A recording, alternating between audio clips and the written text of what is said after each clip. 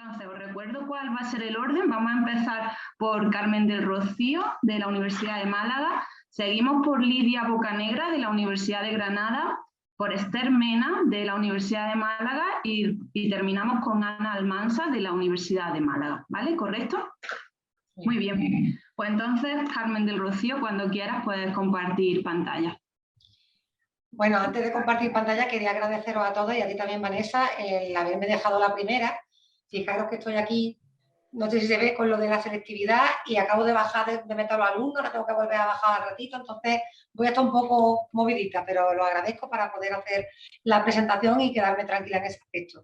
Como lo bueno y breve dos veces bueno, voy a intentar no consumir todo el tiempo y presentaros una experiencia muy ligada al servicio público y a la cultura, como es el caso del cumplimiento legislativo y la rentabilidad social, que ahora estamos trabajando para cadenas de radio y televisión públicas y privadas a nivel estatal, pero ya os contaré que la experiencia viene ya de unos años atrás y se ha estado haciendo en medios más bien locales, ¿vale? Y ahora ya estamos un poco exportándolo o extrapolándolo a medios,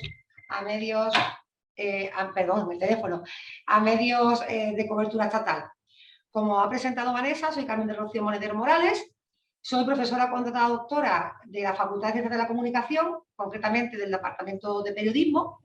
Llevo aquí, gracias a Dios, porque estoy muy contenta con el trabajo que desempeño, desde el año 2005, que entré como becaria FPDI, y bueno, pues poquito a poco hemos ido haciendo carrera y hemos estado participando en una serie de congresos, de proyectos de investigación, siempre muy ligados a buscar la rentabilidad social en los medios de comunicación, puesto que la rentabilidad económica es evidente que siempre se busca. Es decir, hay muchos grupos y muchos estudios dedicados a temas rentables a nivel económico o a nivel de audiencias, pero quizás la parte más olvidada es la del servicio público, que también da una rentabilidad, pero no una rentabilidad que se mida en términos económicos, sino más bien en términos de servicio público, pluralidad, etc. Además de formar parte del grupo que os voy a presentar ahora, que se llama Con Andalucía, y que muchas de las cosas que vamos a comentar podéis ampliarlas si os interesa en la página web del grupo, que es conandalucía.org, pero bueno, también estoy metida en otros lares, como investigación sobre música y género, que también son temas que están muy en boga ahora por el tema de la juventud, ¿no? Del tipo de música que escuchan, sobre todo el reggaetón, el trap, poco los tratamientos de género que se hacen. Bueno, estoy metida en varias cosas, pero como tenemos poco tiempo, me voy a centrar en esto. Y también deciros que soy la vicedecana de Empresa e Infraestructuras de la facultad también. Como saben algunas compañeras que tenemos aquí en el equipo de hoy. Bueno, os cuento que IRSCOM son las siglas del Indicador de Rentabilidad Social en Comunicación. Es un indicador que hemos ya patentado y que, como os digo, se probó hace varios años en todas las televisiones y radios, primero públicas, después lo hicimos con las comunitarias y por último en las privadas de Andalucía.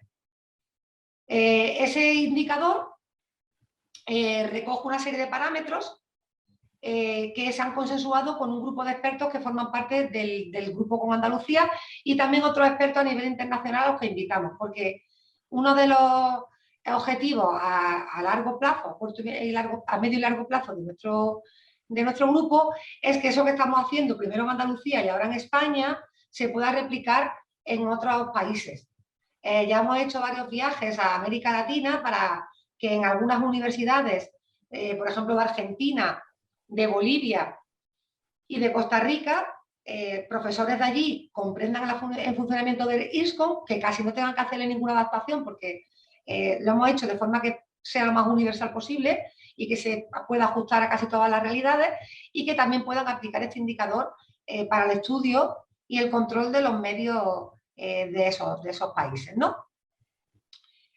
Ya digo que un poco el objetivo es que estos medios de comunicación, ya sean de titularidad pública, privada o comunitaria, tienen que rendir cuentas a la sociedad. Es decir, la excusa de que el servicio público solamente lo tienen que ejercer los medios públicos no es cierto. Un medio de comunicación privado está utilizando una licencia, ¿no?, que le permite emitir ya sea por ondas de radio o por ondas de la televisión. Entonces tiene una concesión y está obligado también a una serie de aspectos de cara a la sociedad. Entonces no podemos decir que Telecinco o Antena 3 o Cadena SER no tienen ningún tipo de obligación de cara a la sociedad, porque lo tienen, ¿vale? Y en esto es lo que pretende un poco el IRSCON, servir como medidor.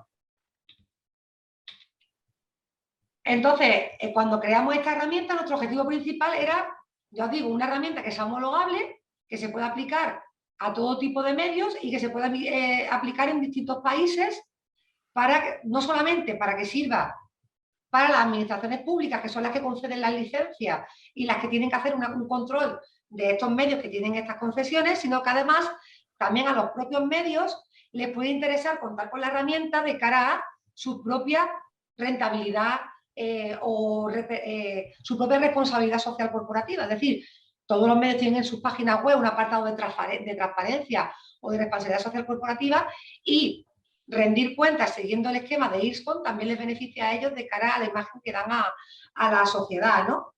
Entonces, ese sería un poco el objetivo principal. Luego tenemos un objetivo más específico, como que se puedan aplicar políticas correctoras en esos déficits que detectemos en estos medios y que no están cumpliendo ahora de cara a la sociedad. Conseguir un consenso en toda la comunidad científica para que estas mediciones de la rentabilidad social, del pluralismo, de la transparencia, pues sean comunes en todos los territorios, ¿vale? El IRSCON, para resumir un poquito, porque ya me estoy acercando a la mitad del tiempo que tenemos, ya se ha utilizado por parte de la Junta de Andalucía en dos ocasiones. Una fue en el año 2015, la Junta de Andalucía abrió una convocatoria, ¿no?, de subvenciones para medios locales, tanto radios como televisiones, que quisieran renovar equipos y necesitaran una ayuda para la renovación de equipos, y ya en esa convocatoria de ayudas se tuvo en cuenta que tuvieran una puntuación X en el IRSCON, es decir, que se tomaba como referencia ya nuestro índice a la hora de dar o no dar una subvención a estos medios locales en Andalucía. Y un poco más adelante, en el año 2018, se hizo una nueva ley audiovisual donde también se incluía la necesidad de cumplir una serie de indicadores que estaban tomados directamente de nuestro IRSCON. El problema, sí, es que hubo un cambio de gobierno recientemente en la Junta de Andalucía, y esa ley que propuso el anterior gobierno, que era el Partido Socialista, no se aplicó, y se está trabajando en una ley nueva. Ya se han hecho borradores, incluso algunos decretos ya han salido adelante, y estamos en negociaciones con el nuevo Ejecutivo para que también tenga en cuenta los preceptos del IRSCON a la hora de concesión de licencias, renovación de licencias, o cuando se tenga que dar algún tipo de subvención o incentivo. Entonces, ahora mismo, por ese cambio de gobierno, nos hemos quedado fuera, pero pretendemos que se nos vuelva a tener en cuenta a la hora de legislar en Andalucía, ¿vale?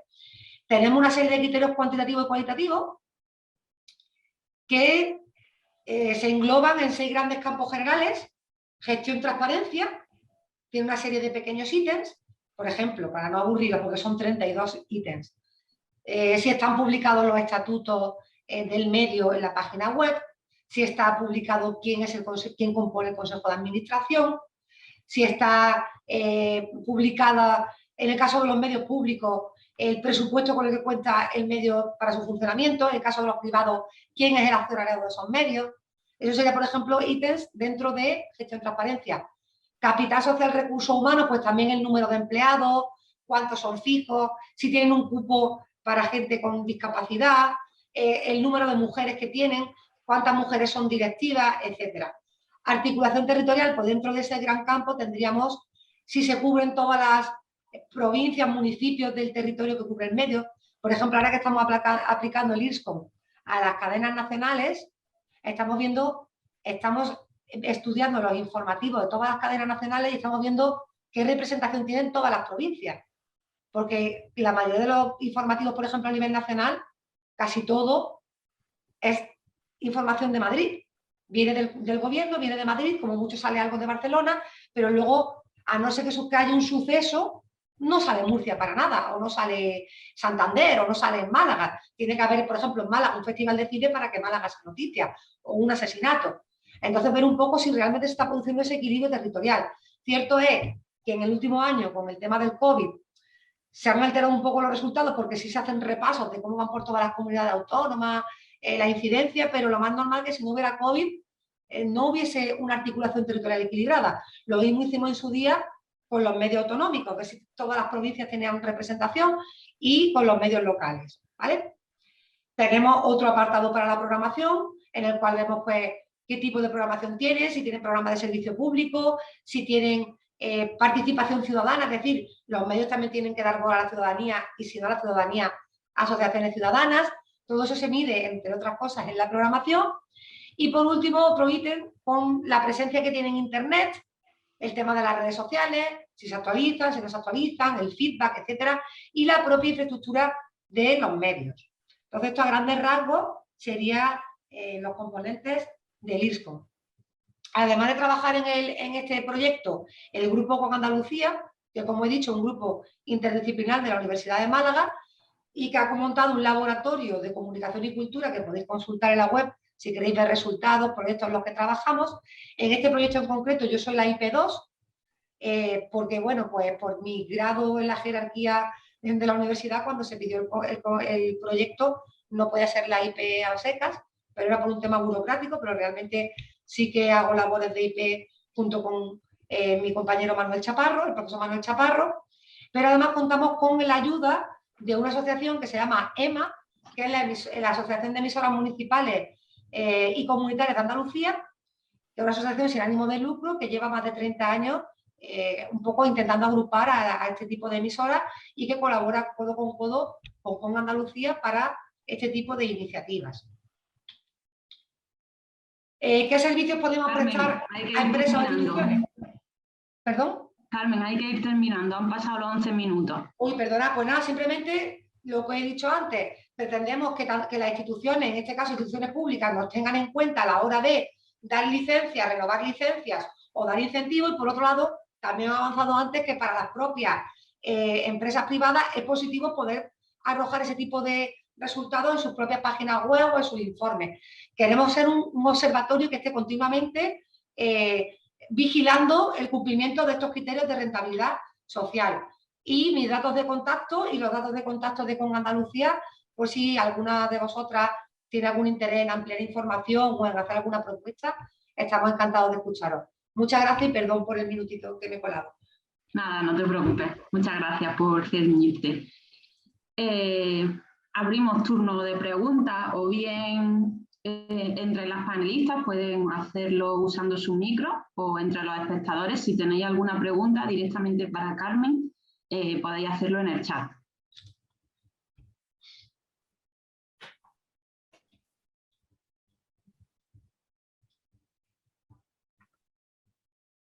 Bueno, adelante. Sí, simplemente quiero decir que como compañera de Roy, conozco el trabajo que vienen llevando a cabo y que, claro, explicarlo en 10 minutos es muy difícil. Es, desde luego, un trabajo impresionante y referente en el ámbito audiovisual. Creo que además tiene una repercusión en el mundo entero, muy bien, Roy lo ha comentado, no solo en España, sino en América Latina. Todo este trabajo que vienen llevando a cabo desde hace años, vas a cualquier país de América Latina y rápidamente te preguntan por este proyecto, por esta investigación y por este trabajo que vienen llevando a cabo. Y nada, simplemente lo quería poner de manifiesto, la tremenda importancia que tiene el trabajo que ha presentado Roy. Muy bien. ¿Procedo? Totalmente, la verdad. Sí, ya, Lidia, adelante. No sé. ¿De acuerdo? Estupendo, gracias. Mientras que empieza Lidia, muchas gracias, Carmen. Que creía que Lidia iba a hacer alguna pregunta, pero sí. Yo también, pero muchísimas gracias a vosotras. Vale, perfecto. Ha sido muy interesante ver cómo la investigación también afecta o quiere medir lo que hacen los medios. Así que me ha resultado muy interesante y una transferencia real que se ve fácilmente. Muchas gracias. Pues Lidia, cuando quiera. Bueno, pues en primer lugar, muchas gracias a todos son pioneras, al equipo de Son Pioneras por aceptar mi ponencia. Yo soy Lidia Bocanegra, trabajo en el Departamento de Historia Contemporánea de la Universidad de Granada, formo parte del programa de investigadoras emergentes y bueno, pues soy docente también en este departamento y estoy aquí para hablaros un poquito de las investigaciones que estoy llevando a cabo y de la transferencia de conocimiento acerca de las mismas. Bueno, pues yo inicialmente realizo una investigación básica de base, mucha gente pensará, bueno, pues es de historia contemporánea, humanidades, pues seguramente realiza únicamente una investigación de base. Bueno, pues es de base hasta un cierto punto, ya que dentro de mi investigación, como especialista en humanidades digitales también que soy, pues estudio herramientas tecnológicas digitales en uso en proyectos de investigación en el ámbito de historia en concreto, ¿no?, que facilite la participación pública en la investigación. De hecho, mi proyecto se llama Cohistoria. También empleo herramientas digitales para la colaboración ciudadana, ¿vale?, sistemas de información web, content management system, etcétera, a través también incluso de mi proyecto Exiliadas, ¿no? Y también toda parte de estos resultados, como veremos más adelante, tienen cierta aplicabilidad de los resultados. A nivel temático, evidentemente, el primero, el proyecto Exiliadas, ahí tenéis el enlace, está basado en temas de exilio republicano, ¿de acuerdo?, a nivel internacional, mientras que el segundo ya es mucho más metodológico. Doy un paso más y me dedico a analizar todo tipo de participación pública en la investigación en historia.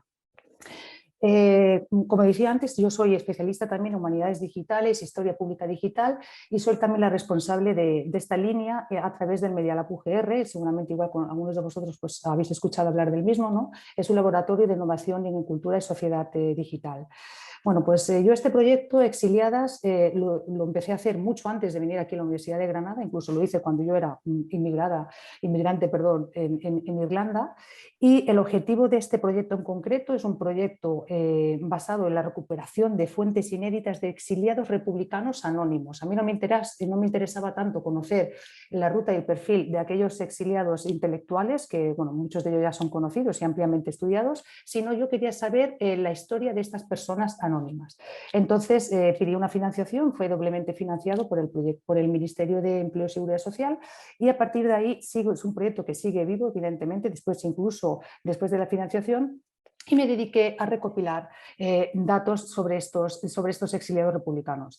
Nace por una necesidad, evidentemente. Yo era consciente también, como cuando hacía mi doctorado estando en Argentina, que había muchísimos archivos personales y archivos muy importantes, con documentación súper interesante y también muy importante, ¿no?, que con el tiempo seguramente estos archivos acabarían pues, desaparecidos, se acabarían perdiendo con el tiempo, porque no acaban, muchos de ellos, la gran mayoría, no acaban dentro de una institución archivística. Entonces yo sabía que tenía que de alguna manera intentar recopilar parte de esa documentación. ¿Cómo lo podía hacer? Pues la única manera de hacerlo es tramité una página web adaptada a una participación pública. Yo os comento también que he trabajado durante casi 3 años en el sector privado, he sido trabajando en compañías tecnológicas como Trend Micro, Google y demás, y también he hecho como una especie de transferencia de conocimiento en este ámbito, en el ámbito de la historia. Yo soy doctorada en historia, ¿no? Bueno, pues es un poco, como veis, ya un perfil muy híbrido. Entonces, creo una página web y me dedico... Una preguntita, Sí. es que se ha quedado parado en la primera portada y no sé si está pasando y no lo estamos viendo. Sí, estoy pasando, ¿no lo veis? No. ¿Lo veis ahora? Ahora estamos en una página que dice actividad de investigación que realiza Proyecto Exiliado. Exactamente. Eso Entonces, correcto, ¿no? exactamente. Esta es la página, veis un pequeño screenshot al lado, ¿verdad? Que es la página web del proyecto Exiliadas. ¿Eso lo veis? Sí. Estupendo. Básicamente esto es lo que yo estaba comentando, simplemente es lo que ya he estado hablando con un poco de imágenes, ¿no?, sacadas de esos archivos que estoy, bueno, pues en cierta manera recopilando, catalogando. Entonces, este es un proyecto. ¿Cómo innova en este proyecto? Bueno, pues a lo largo de 10 años trabajando en el mismo, yo he desarrollado una metodología participativa, ¿vale? Abogo por los datos abiertos, que es una característica muy típica también del ámbito de las humanidades digitales. Y con el tiempo me he dado cuenta que este proyecto lo que comenzó para recuperar fuentes inéditas y por lo tanto recuperar la memoria histórica y evidentemente incremento de conocimiento, lo típico de una investigación humanidades, ha ido dando un paso más allá, muchísimo más allá, y ha acabado teniendo una especie de transferencia de conocimiento y también una innovación social. ¿Cómo? Gracias al proyecto pues hay gente que ha encontrado familiares desaparecidos, por ejemplo. también ha colaborado y ha contribuido, como ahora veremos más adelante, a configurar una comunidad del exilio republicano digital y en línea. Allí veis un poquito en la mano derecha un poco de información acerca de las diferentes, un poco de datos y de cifras de lo que ya ha ido recuperando acerca del mismo. Hablaba de que, por ejemplo, a nivel de comunidad del exilio, a nivel digital, por ejemplo, este proyecto en concreto, junto con 6 comunidades en línea, redes sociales especialmente, son los que mayormente mueven esta información del exilio republicano en la red Internet. Es decir, lo que empieza como un microproyecto para buscar información y recopilar información con participación ciudadana, creando una base de datos interna, etcétera, para recoger esa información, acaba convirtiéndose también como un espacio identitario gracias a la conexión de las redes sociales. Bueno, yo di un paso más allá, analicé las redes sociales y vemos como, por ejemplo, qué perfil y qué papel tiene el proyecto Exiliadas con el resto de instituciones y cómo éstas se conectan con análisis de redes, ¿no?, con el resto de comunidades. Evidentemente, bueno, menciono está de más decir pues, que el año pasado pues, obtuvimos el premio de la prestigiosa Asociación de Humanidades Digitales Hispánicas a la mejor participación y presencia en medios sociales en el 2019, coincidiendo con el 80 aniversario del exilio republicano. Aquí veis una pequeña imagen de cómo se cataloga y estructura la información. En fin, Tienes que pasar porque no lo vemos. Se ha quedado otra vez la que habíamos vuelto. Y vamos a ver ahora. ¿Ahora? Ahora se ven unas fotos, sí. Exactamente. Exactamente. ¿Veis estas de aquí también? Sí, ahora se mueve. Perfecto, estupendo. Bueno, pues estas de aquí, por ejemplo, también decíamos antes de búsquedas de familiares y demás. Os pongo algunos ejemplos, un screenshot, ¿no? En este caso, información de una persona que buscaba un tal Ángel Escobiandraca, etcétera. Bueno, pues y le acaba respondiendo un presunto hijo de esta persona que en Rusia, ¿no?, y que forma parte de ese exilio soviético donde esta persona tuvo un hijo y demás. O, por ejemplo, otro ejemplo, un tal Antonio Sambola Falip, que estaba casado con otra persona, pues familiares de esa mujer le contactan a él. Y bueno, esto es un suma y sigue de practicidad de este proyecto en concreto. El siguiente proyecto, no sé si lo estáis viendo, es el proyecto Cohistoria. ¿Veis la imagen? ¿Sí? Sí. Estupendo, pues este proyecto es el más metodológico, es el actual que está financiado actualmente y básicamente lo que pretende es identificar y mapear una serie de proyectos de investigación en historia que utilicen la participación ciudadana, ¿de acuerdo?, para luego realizar una serie de guías de buenas prácticas. Este proyecto está financiado por el Programa Operativo FEDE y la Junta de Andalucía y básicamente lo que quiere hacer es buscar patrones participativos que luego se puedan extrapolar incluso a otras disciplinas y otros sectores. Este es el marco metodológico del proyecto, está hecho en 4 fases. Es el replanteamiento 3. Actualmente estamos entre la fase 1 y 2 de catalogación e identificación de una serie de proyectos de investigación a nivel internacional, atentos, no solo nacional.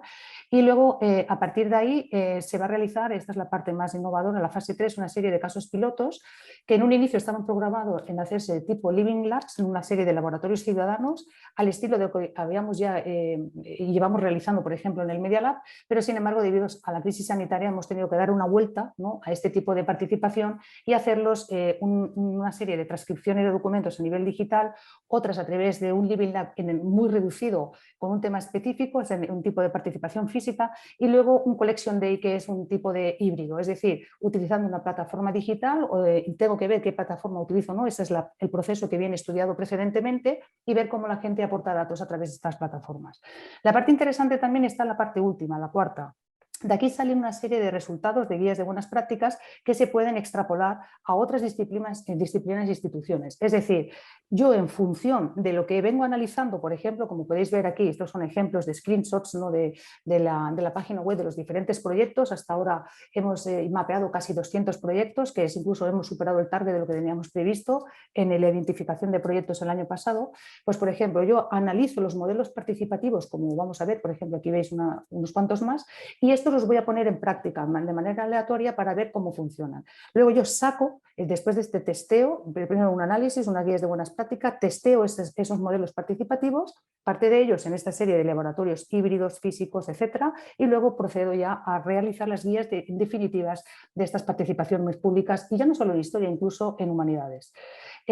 Nuevamente aquí veis una serie de ejemplos de estos pequeños proyectos mapeados. Se encuentran proyectos muy interesantes, como por ejemplo el proyecto de Historic Grace, es un proyecto irlandés, donde se dedican, es un grassroots project, es decir, un proyectos de base ligados al territorio, donde van a mapear tumbas históricas de los cementerios celtas y históricos en Irlanda, y esto está todo en una página web con una metodología específica, la verdad es muy interesante.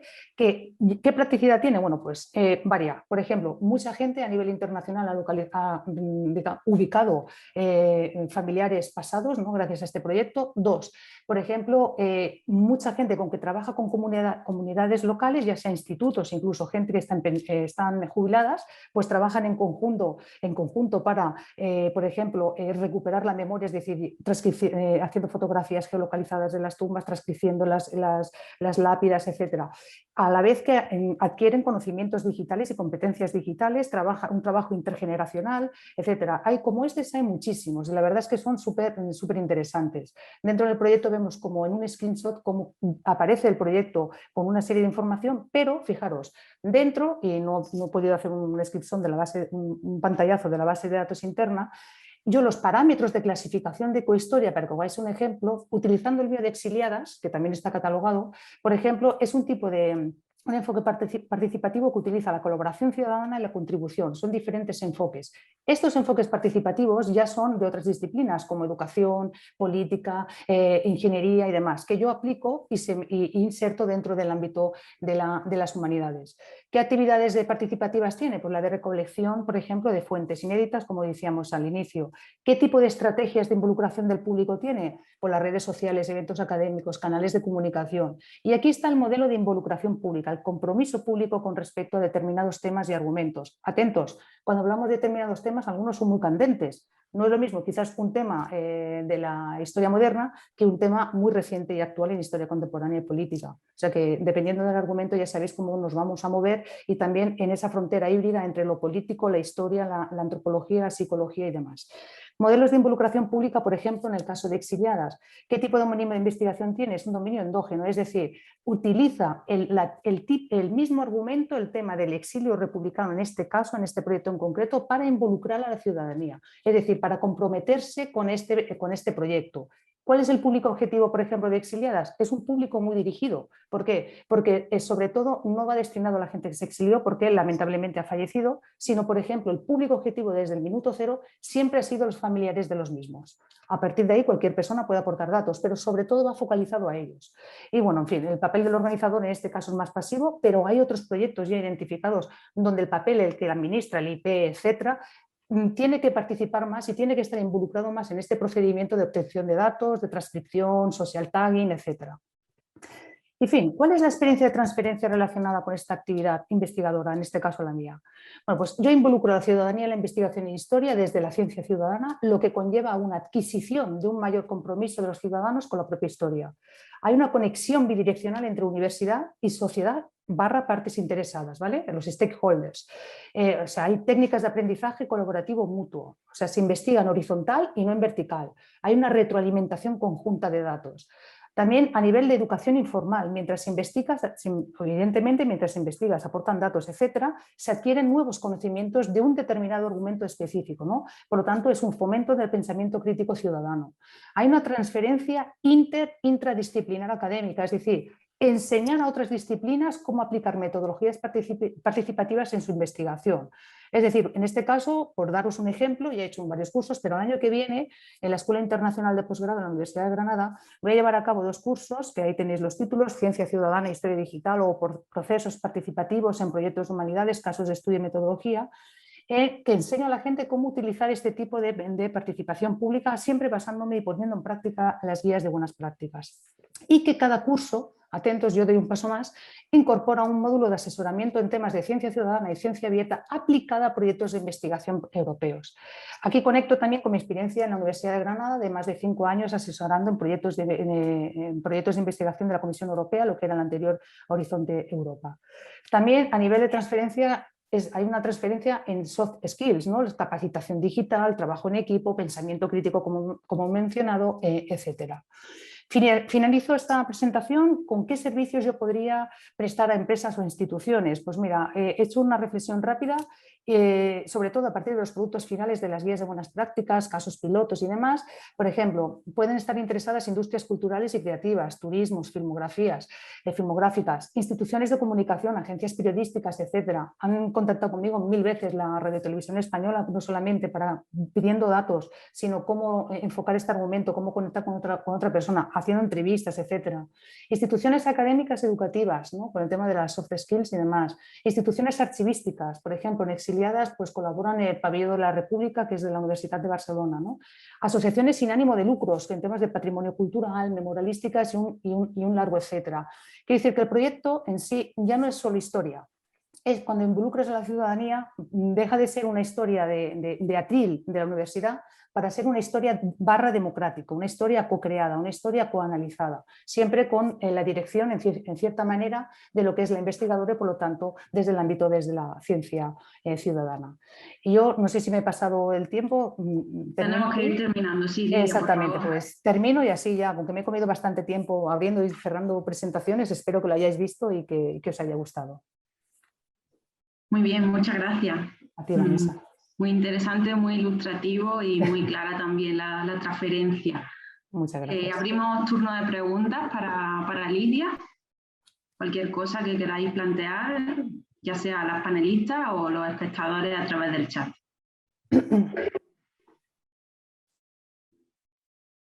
Por aquí por el chat han dicho que le gustaba mucho el proyecto Exiliadas, que bravo. Sí, la verdad es que ha sido... ¿Sí? Sí, sí. Pues la verdad es que ha sido para mí también muy gratificante. Yo también, como imaginaros, es que cuando uno dice, ¿a qué te dedicas? Eres historiadora. Esto es la pena de que te encasillan rápidamente y al fin y al cabo es una banal tontería, ¿no? Cuando yo, por ejemplo, trato muchísimos temas y sobre todo a nivel digital. Cuando estás en humanidades digitales, el gran paraguas de las humanidades digitales, trabajas con muchísima gente de periodismo, comunicación, en fin, y derecho, informática, como no. Y entonces, pues este trabajo en conjunto, la verdad que te nutres y ganas muchísimo. Yo con el proyecto Exiliadas ha sido cuando más he aprendido, incluso más que mi tesis doctoral, si cabe decirlo por aquí. O sea que muchas gracias, Azucena, me alegro que te guste. Totalmente, la verdad es que había una participación ciudadana clave y canalizarla ayuda al proyecto y ayuda a avanzar. Incluso a empresas de turismo, por ejemplo, me viene ahora en turismo, por decirte uno cualquiera, ¿no?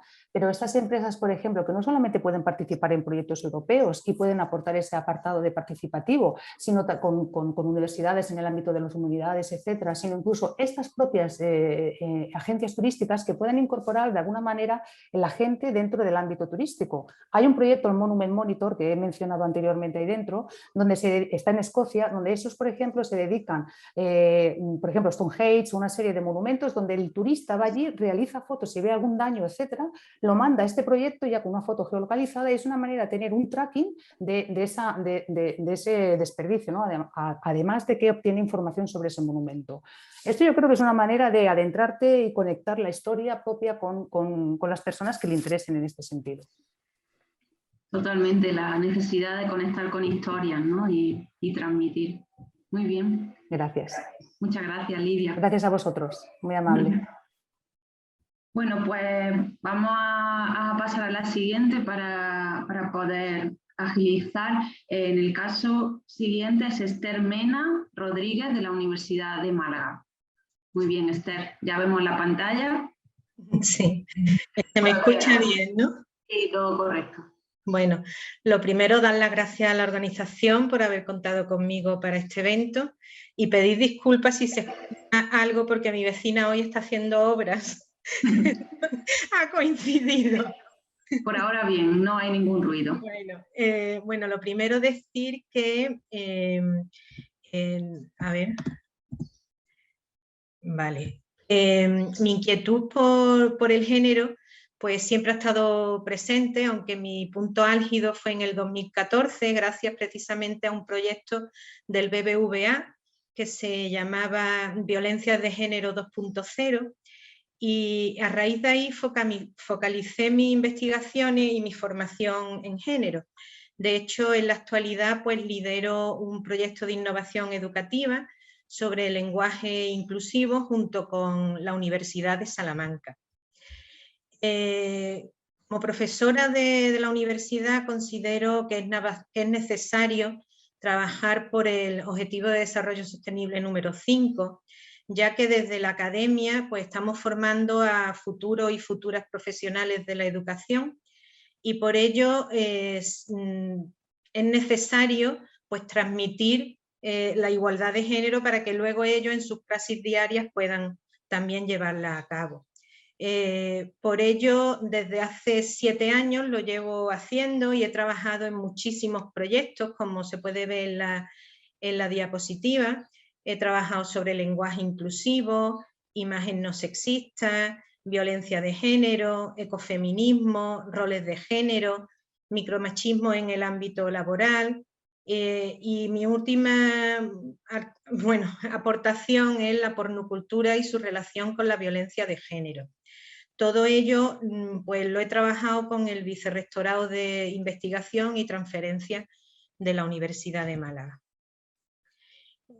Con respecto a este último investigación que estamos llevando a cabo, que es precisamente la educación afectivo-sexual en la universidad y la prevención de la violencia de género, hay que destacar, bueno, la presenté también en la Noche Europea de los Investigadores a través de la OTRI y sobre todo estamos centradas ahora en esta investigación porque pensamos que desde que en el 2010 pues, diversos organismos internacionales como la UNESCO, la OMS, ofrecieron al mundo sus orientaciones técnicas internacionales sobre educación en sexualidad, pues poco se ha hecho al respecto en nuestro país. De hecho, tras la supresión de la asignatura de Educación para la Ciudadanía y los Derechos Humanos y su sustitución por la asignatura de Educación Cívica y Constitucional, pues dichos contenidos han desaparecido del currículum oficial.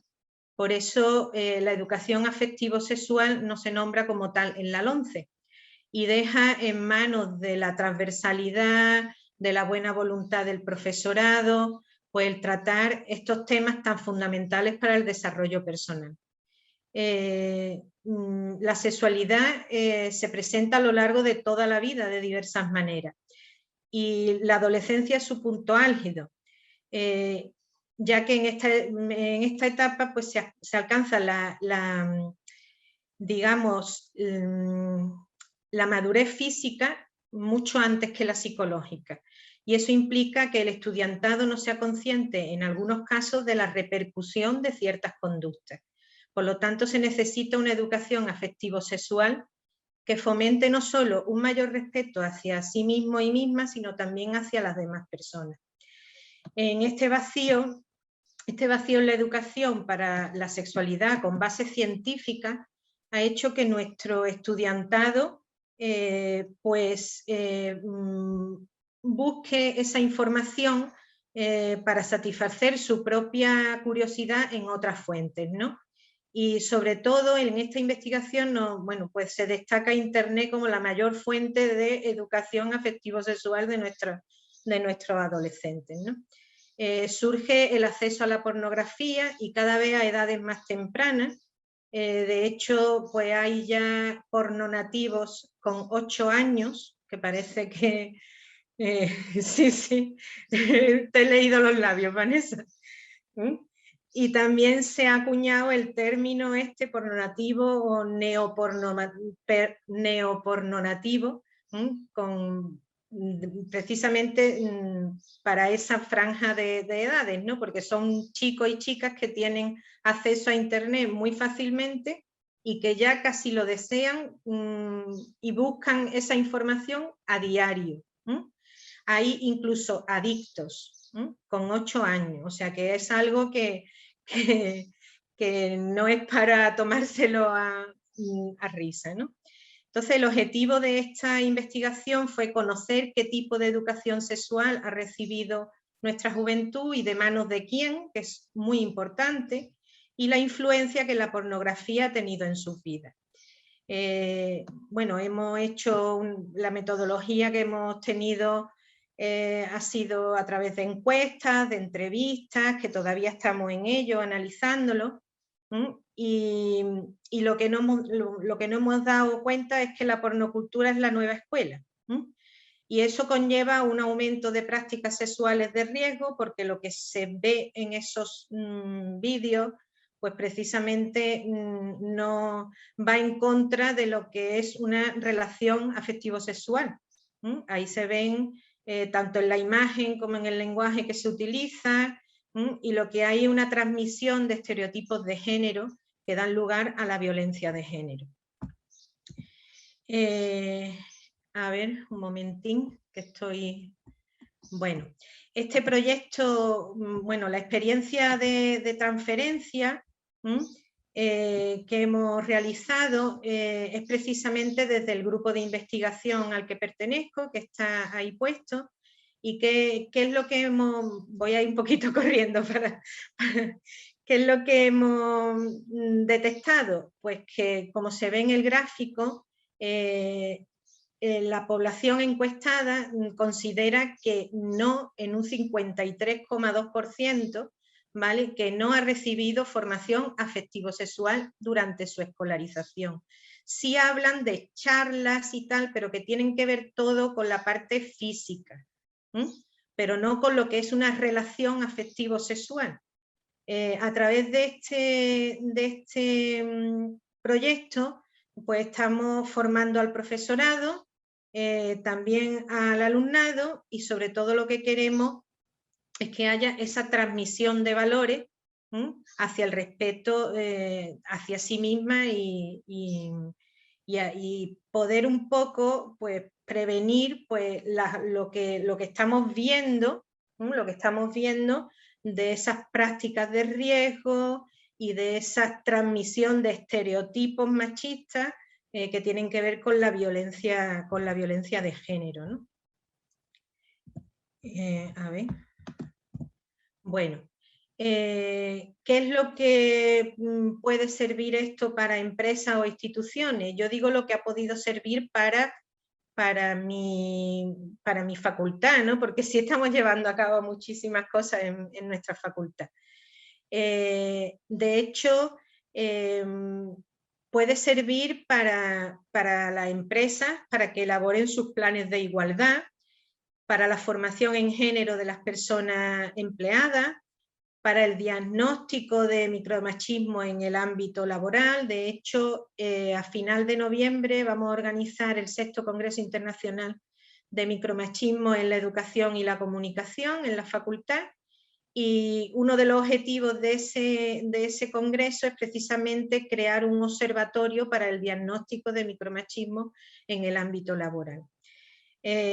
La verdad que en mi facultad nos está siendo de gran ayuda, ya que hemos transformado la señalética del edificio a través de gincanas que hemos hecho con el alumnado para detectar tanto imagen como lenguaje machista.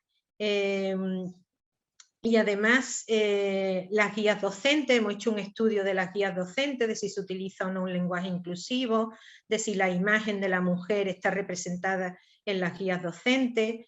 Existe desde nuestro grupo de investigación, pues, una especie de ayuda en temas de igualdad a todo el profesorado que lo solicita. Es como el germen de ese mini observatorio, ¿no?, que queremos montar.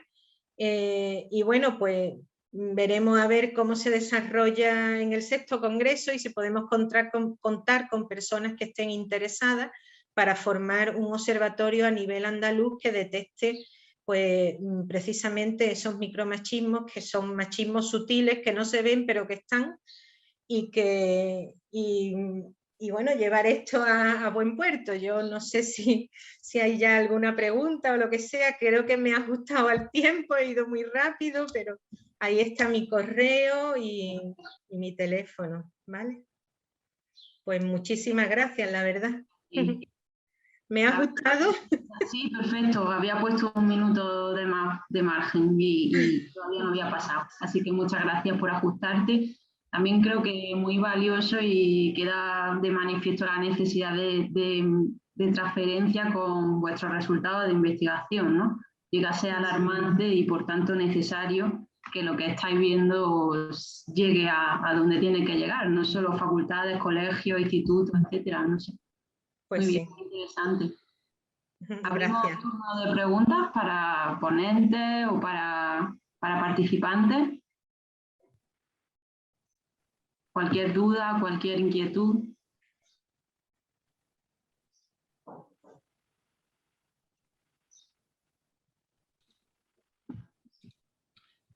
Yo solamente quería comentar, porque he escuchado la parte final de la comunicación de Esther, porque estaba abajo lo de selectividad, pero me ha parecido muy interesante porque, bueno, si queremos realmente que haya una igualdad de lenguaje y, por supuesto, de comportamiento, si no empezamos por la universidad, que deberíamos de ser el ejemplo, ¿no? No podemos exigir que otro tipo de entidades, empresas o la ciudadanía no lo hagan una cosa que desde la universidad, que es un poco la que dirige estos cambios, no se hace. Entonces me parece que eso es un gran valor en vuestro proyecto, que empecéis haciendo los deberes en casa para luego además exigir que se hagan fuera de esta. Así que muy interesante y yo sí os voy a echar un ojito a vuestro proyecto porque ya te digo que me gusta mucho trabajar temas de lenguaje en los videoclips de reggaetón para el tema de la igualdad de género y bueno, creo que puedo sacar muchos recursos de vuestro trabajo, así que muchísimas gracias. En el reggaetón puedes tener un campo, vaya, y de hecho en tu facultad, tú eras de Málaga, ¿no? Sí. En tu facultad tenéis a Susana, que esta tarde nos hablará y que es un referente en lenguaje inclusivo. Sí, es sí. buenísima, de verdad. Además ha sacado una publicación muy interesante al respecto. O sea que ella no es de comunicación, ella está en filología, ¿no? Creo que, o en traducción, pero no es de la referencio bastante. ¿Perdona, Ana? Que sí, que no es de comunicación, aunque viene trabajando temas de lenguaje inclusivo, lenguaje sexista, pero no es de nuestra facultad. A mí lo que me ha sorprendido, Esther, es el tema de la pornografía. O sea, me has dejado, o sea, niños con 8 años o niñas con 8 años y que ya sean consumidores y que busquen pornografía, no sé. Era un dato que conocía y me ha sorprendido y me ha preocupado. Si miran las páginas pornográficas que más sobresalen, que es Pornhub y unas cuantas más, tú si miras el número de usuarios diarios, casi triplica el número de usuarios de Facebook. ¡Qué barbaridad! Entonces, a nosotros también nos sorprendió porque hicimos, bueno, el cuestionario que hemos hecho, también estamos trabajando con colegios, porque consideramos que este tema es necesario tratarlo desde infantil, siempre adaptado a las edades de cada niño o cada niña, pero las relaciones afectivos sexuales y el respeto hacia las demás personas es necesario tratarlas desde pequeñas y pequeños. Y nos sorprendió pues cómo con 8 años, con 9, con 10 conocían ya esas páginas. Y le preguntábamos, bueno, pero ¿cómo lo has conocido? ¿Tus padres? No, porque un día pues busqué, es lo mismo que en nuestra época cuando buscábamos en el diccionario, porque no había internet, y buscábamos palabras que nos llamaban la atención, ¿no? Y lo que buscábamos, ¿qué era? Pues precisamente palabrotas, efectivamente. Entonces, hoy en día acceden a internet, buscan esas palabrotas en Google y les salen directamente información sobre páginas de sexo y tal, y simplemente es pinchar y decir que eres mayor de 18 años, es que no hay filtros, ¿no? Bueno, al hilo de esto cuento una anécdota que le pasó a una amiga de mi hija y además lo comentaban y se morían de risa. Eran pequeñas y buscaba pitillos de ropa, pantalones, pitillos, y puso pitillos, imaginaos lo que le salió. Claro. Pitillos. Sí, así es. Entonces se inician a edades muy tempranas porque también las familias, que hay que trabajar con las familias, por supuesto, no todas están preparadas para hablar con sus hijos y sus hijas de estos temas, o no tienen tiempo, o sinceramente no saben que existe una forma de bloquear el acceso a diferentes páginas a través de internet, ¿no? Entonces, es que lo tienen en la mano. Necesaria también para los padres y sobre cómo hacer control parental de los dispositivos digitales. Claro. Sí, sí. Totalmente. Es que se necesita hacer mucho trabajo ahí. Ahí tiene que haber una labor tremenda de formación, primero a los progenitores y luego evidentemente también a los niños y niñas, pero desde luego hay que empezar por los progenitores, que deben ser conscientes de que esta nueva realidad, estos nuevos medios que tenemos, pues tienen muchas ventajas, pero también tienen algunos riesgos y hay que saber educar a los niños para que estén ahí sin tener esos riesgos o sin sufrir esos problemas que pueden causar, porque ahí van a estar. O sea, la negación no es la solución, decir no te dejo que tengas móvil, no te dejo que... No, esa no es la solución. Hay que prepararles para que hagan un uso adecuado y no se expongan a peligro. Así es, así es. Muy bien, muy interesante a la vez que alarmante. Sí. Sobre todo las que tenemos hijos e hijas. Muy bien, pues vamos a continuar con la última intervención, en este caso Ana Almansa. Sí. Cuando quieras, muy bien, vemos la pantalla. Está compartiendo, vale. Bueno. Sí, ahora lo que pasa es que ahora, vale, se había quedado así como parada. Se está viendo, ¿no? Se ve, muy bien, perfecto.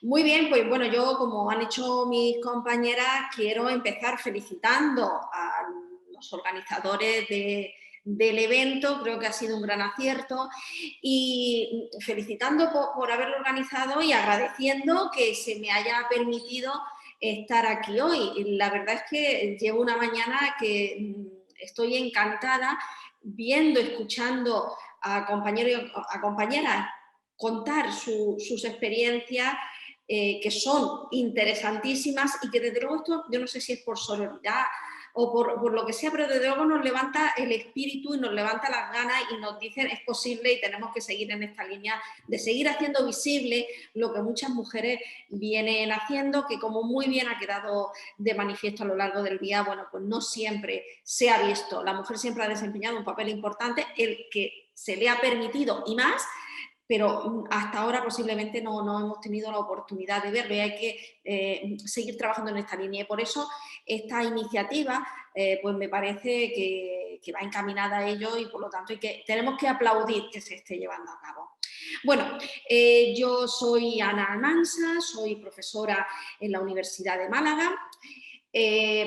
Trabajo en la Facultad de Ciencias de la Comunicación como mi compañera Roy, en el otro departamento, en el Departamento de Comunicación Audiovisual y Publicidad, y concretamente en lo que vengo trabajando y lo que vengo investigando y lo que vengo contando desde hace mucho tiempo está relacionado con la dirección de comunicación, con esos departamentos que existen en el seno de las organizaciones de cualquier empresa, de cualquier institución, que gestiona, que llevan a cabo la comunicación con sus públicos. Ahora que tanto éxito tienen las redes sociales, bueno, pues desde los departamentos de comunicaciones desde donde se tienen que gestionar esas redes sociales, pero no solo la comunicación son las redes sociales, sino organizar eventos, relacionarte una empresa con sus clientes, por supuesto también la comunicación interna, en fin, todo lo que es gestión de la comunicación tanto en el ámbito empresarial, en el ámbito institucional o en el ámbito social, las ONG, porque cualquier organización necesita gestionar su comunicación. Claro, hoy es imprescindible. La sociedad actual se llama sociedad del conocimiento y se llama sociedad del conocimiento pues porque efectivamente el conocimiento y la comunicación suponen, la comunicación es un valor y la comunicación es algo cada vez más reconocido. Quizá no lo suficiente todavía, pero desde luego cada vez sabemos más lo que puede ayudar a tener una buena comunicación. Sin duda, cualquier organización que trabaje bien su comunicación va a conseguir que sus públicos, sus clientes, la sociedad en general, los públicos que tenga su organización, la perciban de una manera adecuada y tener una buena percepción, tener una buena imagen entre los públicos, sin duda eso tiene repercusión pues, desde el punto de vista económico, porque se va a vender mucho más, o desde cualquier punto de vista que lo veamos, sea una empresa, sea una institución, lo que sea, va a tener una repercusión positiva para la organización. Y esto se consigue en cierta medida, esa imagen positiva se consigue, esa reputación, eso se consigue gestionando bien la comunicación. Por lo tanto, la comunicación, insisto, es algo de vital importancia en la sociedad actual. Es un sector además en auge, es un yacimiento laboral, es decir, incluso en los peores momentos de la crisis, la que tuvimos en el 2008 o la que estamos teniendo ahora, sin comunicación no se hace nada, y quien no ha comunicado ha visto cómo se hundía o cómo ha estado a punto de hundirse, y al revés, quienes han gestionado bien su comunicación han conseguido mantenerse o no sufrir de esa manera las consecuencias de la crisis. Además, es un sector en el que cada vez hay más mujeres. Las facultades de comunicación en España están llenas de mujeres. Tenemos muchísimas más mujeres que hombres. En todos los grados de comunicación hay muchas más mujeres que hombres. Si nos vamos a este sector en concreto de la dirección de comunicación, la mayoría de las personas que trabajan en el sector también son mujeres. Más del 60% son mujeres. Claro, si tenemos en cuenta que en las facultades hay un 80% mujeres, un 20% hombres, a grosso modo, y datos más o menos generales en la Universidad Española, bueno, ya son menos las que están trabajando.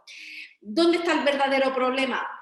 En quienes ocupan los cargos directivos. En el sector, ese 30 y pico % de hombres que trabajan en el sector ocupan la inmensa mayoría de los puestos directivos.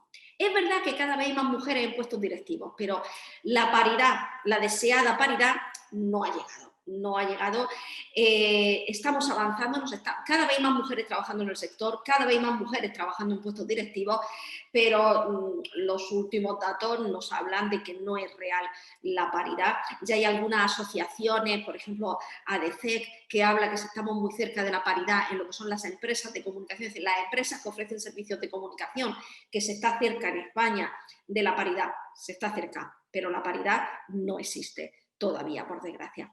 Es el reto que tenemos. Bueno, ¿cómo empecé en todo esto? ¿Cómo me empecé a interesar por este sector? Todo empezó con mi tesis doctoral. La defendí en el año 2003 y la tesis fue el primer estudio que se hizo en Andalucía en concreto. Se hizo un mapa de cuál era la situación de la dirección de comunicación, de los gabinetes de comunicación en empresas, en instituciones, en ONG, en todos los sectores. Cuáles eran las empresas de comunicación que había, cuáles eran y cómo trabajaban y qué se hacía. Aquella fue mi primera investigación sobre el tema.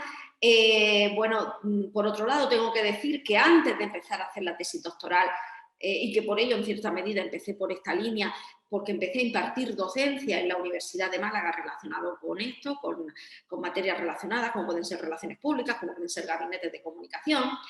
Y a partir también de ese momento, pues tengo publicaciones, libros, artículos científicos, he dirigido tesis doctorales sobre el tema, o también otras cuestiones más de divulgación, no tanto de investigación científica, sino de divulgación, como puede ser participar en anuarios profesionales, revistas profesionales, o que me hagan entrevistas en medios de comunicación para hablar de la materia, participaciones tanto escritas como orales a través de entrevistas en radio, en televisión. Por supuesto, también participo dando conferencias, impartiendo seminarios a profesionales, no solo en España, sino también en otros países, en América Latina o en diferentes países de América Latina o en Europa, en Portugal, en Francia. En congresos suelo participar también presentando resultados de investigaciones en congresos. He sido ponente en Brasil, en Colombia, en Chile, en fin, en múltiples países, como digo, de América Latina, Europa Latina también y España. También vengo trabajando y llevando a cabo iniciativas con la Asociación de Investigadores en Relaciones Públicas o con la Asociación de DIRCOM, la Asociación de Directores de Comunicación. He sido responsable de estudio e investigación en la Asociación DIRCOM en Andalucía, una asociación que, para quien no lo sepa, engloba a los profesionales de este ámbito de la dirección de comunicación. Trabajan a un nivel nacional, pero hay delegaciones territoriales y en el en Andalucía desde hace algunos años también existe. En todo este tiempo, también dentro de las cuestiones de transferencia, soy editora desde el año 2011 de la Revista Internacional de Relaciones Públicas. En paralelo a todo esto también coordino un máster sobre la materia, el máster Dirección Estratégica e Innovación en Comunicación. Y bueno, he participado en diferentes proyectos de investigación, he sido la investigadora principal, por ejemplo, de un proyecto de investigación sobre la comunicación, la gestión de la comunicación en los bienes patrimoniales de la UNESCO en Andalucía, y ahora más recientemente soy IP de un grupo PAIRI, que es el Observatorio de los Gabinetes de Comunicación en Andalucía, que es en el que estamos trabajando ahora mismo y con el que se pretende, como muy bien su propio nombre indica, crear un observatorio, porque desde que se defendió mi tesis, como digo, en el año 2003, no ha existido ningún estudio que muestre cuál es el panorama que hay del sector en nuestra comunidad autónoma, y bueno, pues este observatorio pretende conseguirlo, elaborar informes de cuál es la situación y pretende convertirse en una fuente permanente de información de cómo está el sector en Andalucía. En eso estamos, insisto, trabajando en este proyecto PAIRI. ¿Qué repercusión puede tener esto de la dirección de la comunicación en empresas o en instituciones? Bueno, pues lo que estaba explicando. La verdad es que tiene una gran importancia tanto en el ámbito empresarial, porque necesitan comunicar para tener la mejor imagen, para poder vender más, para poder ser más rentables. Y en el ámbito institucional, pues exactamente lo mismo. Cuando tenemos las crisis institucionales que tenemos y la falta de confianza por parte de la ciudadanía, sin duda la comunicación ahí puede hacer mucho. Entonces, sabiendo que es imprescindible la comunicación, lo que se trata es de hacer mucho más visible, lo que estamos intentando hacer mucho más visible la importancia que tiene la comunicación y las consecuencias económicas de creación de empleo. No podemos olvidar que uno de los sectores juveniles es el sector juvenil, uno de los sectores que más problemas de empleo tiene. Bueno, pues sin duda el sector de la comunicación es una alternativa profesional. El propio autoempleo, la creación de empresas que ofrezcan servicios de comunicación, algo que para los recién licenciados está al alcance. Afortunadamente, crear una empresa que ofrezca servicios de comunicación, personas que están perfectamente cualificadas, como son nuestros egresados, los que acaban un grado, los que acaban el máster, pues sin duda es una oportunidad laboral y que en la sociedad actual, en el mercado actual, tiene cabida. Hay que mostrar a la profesión cuáles son los puntos fuertes, también cuáles son los puntos débiles, corregir las deficiencias que hay, que existen, que son muchas todavía hoy. Podemos decir, no quiero terminar con mensajes negativos, pero en algunos aspectos hemos empeorado. Estábamos mejor hace 20 años que estamos ahora. Entonces, eso hay que solucionarlo, eso hay que corregirlo para que el sector siga creciendo. Y, desde luego, todo este trabajo lo estamos llevando a cabo ahora mismo y queremos seguir llevándolo a cabo en los próximos años. Queremos que este observatorio, BOCACOM, que es el nombre a corto que le hemos puesto, queremos que tenga una proyección futura, que no se quede solo en el proyecto financiado ahora mismo, sino que una vez que pueda tener una continuidad, porque creemos que desde luego es útil para la profesión y para el sector en general. Bueno, aquí dejo mi correo electrónico, también la página web del proyecto, que está calentita, la tenemos desde hace muy poquito porque el proyecto, insisto, estamos en una fase aún inicial, todavía no hemos hecho todavía no se ha publicado ningún informe, estamos en ello, pero todavía no se ha publicado.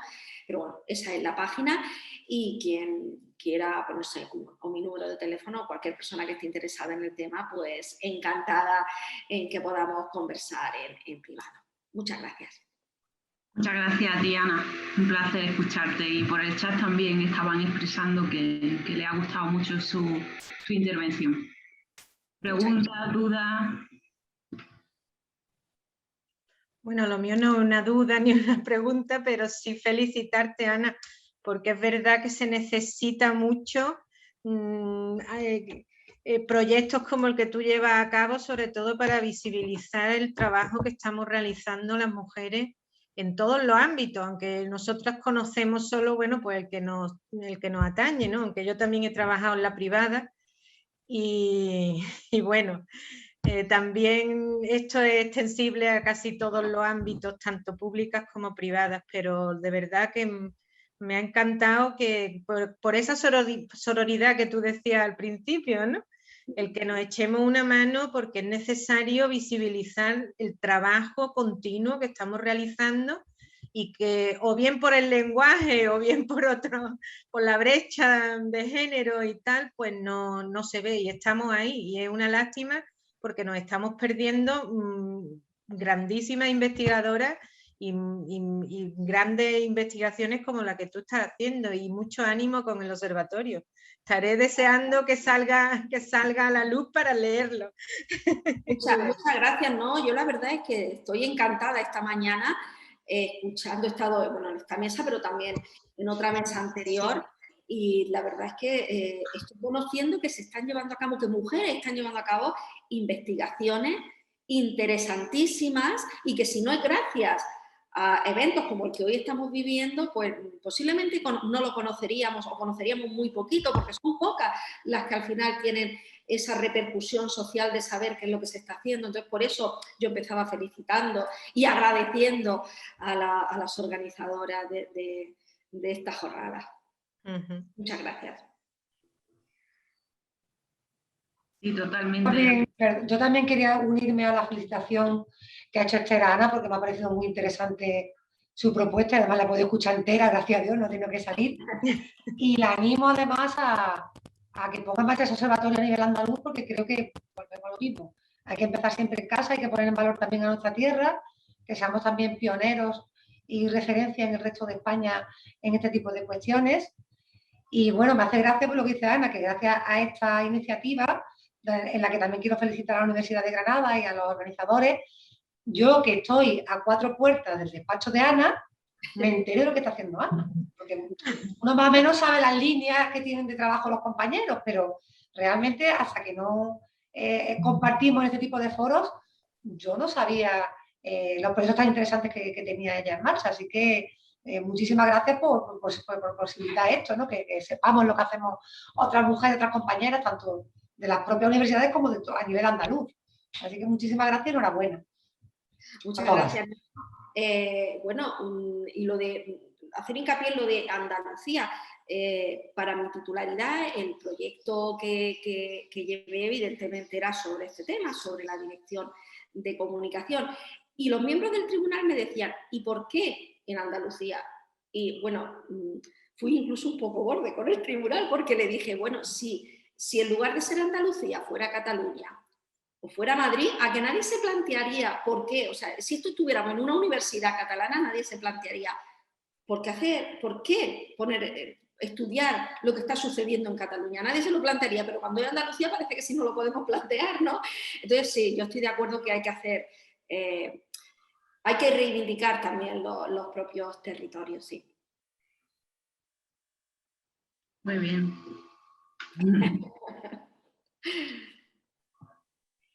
La verdad es que ha habido una diversidad muy interesante entre todas las ponencias y mucha claridad en cuanto a la necesidad de transferencia y la transferencia real que de hecho estáis haciendo en cada una de las áreas. Así que muy, muy gratificante poder encargarme de esta mesa por mi parte.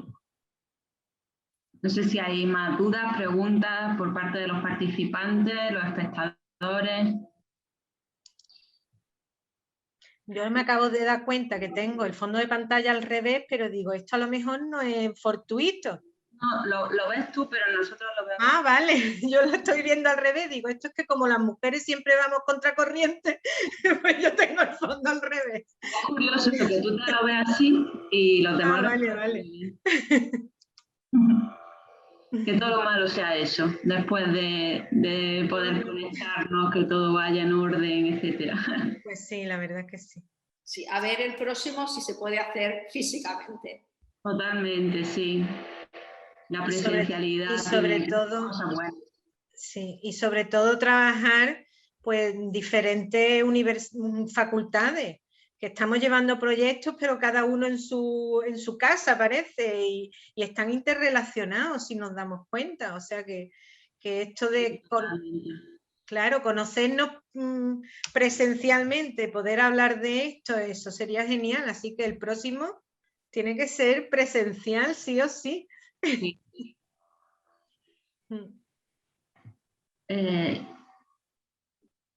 Por aquí Azucena ha dicho, pues sí, Ana, yo soy catalana, escucho desde Cataluña y aplaudo la iniciativa. Bueno, en relación con lo que había dicho Claro antes. que sí, claro que sí.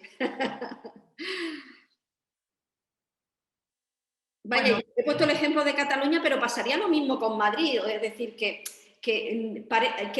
hay comunidades que no hay ningún problema o todo el mundo tiene reconocido que puede ser interesante estudiarla, pero sin embargo en Andalucía tenemos siempre el problema, parece que es que lo andaluz no tiene importancia. Pero bueno, ese ya sería otro tema, eso sería otro tema. muy bien, pues podemos terminar en tiempo justo. Me uno otra vez a las felicitaciones. Gracias Ana, gracias Esther, Carmen, Lidia, por compartir y porque todos aprendamos de vuestra experiencia, tanto investigadora como dentro de la transferencia. Seguro que ha inspirado y ha levantado ideas a otros para que aprendan de vuestras trayectorias. Así que muchas gracias. A ti, a ti. Gracias, muchas gracias a ti.